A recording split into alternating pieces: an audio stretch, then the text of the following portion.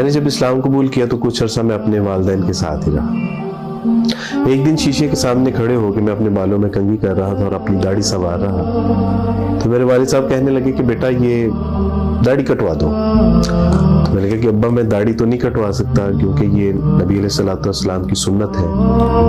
تو ابا فرمانے لگے اچھا ایسے کرو یہ چھوٹی کروا دو۔ میں نے کہا کہ ابا چھوٹی تو داڑھی نہیں ہوتی نا۔ تو ابا کہنے لگے کہ بیٹا اگر میں تجھے حکم دوں کہ یہ داڑھی کٹوا دو، تو میں نے کہا کہ ابا آپ کے حکم کے پیش نظر میں اپنی گردن تو کٹوا سکتا ہوں لیکن داڑھی نہیں کٹوا سکتا۔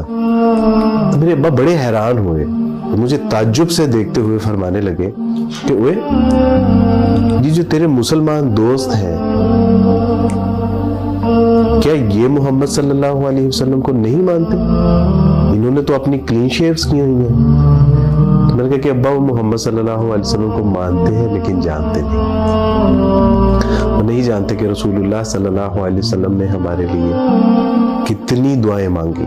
آپ علیہ الصلوۃ والسلام راتوں کو اس قدر کھڑے ہو کے اپنی امت کے لیے دعائیں مانگتے رہتے کہ پاؤں میں ورم آ جایا کرتا۔ آپ علیہ الصلوۃ والسلام نے اتنی تنگی، تکلیفیں، پریشانی اور مشقتیں اٹھائیں دین ہم تک پہنچانے کے لیے۔ تو میں نے کہا کہ ابا بے شک وہ رسول اللہ صلی اللہ علیہ وسلم کو مانتے ہیں لیکن آپ علیہ الصلوۃ والسلام کو جانتے نہیں۔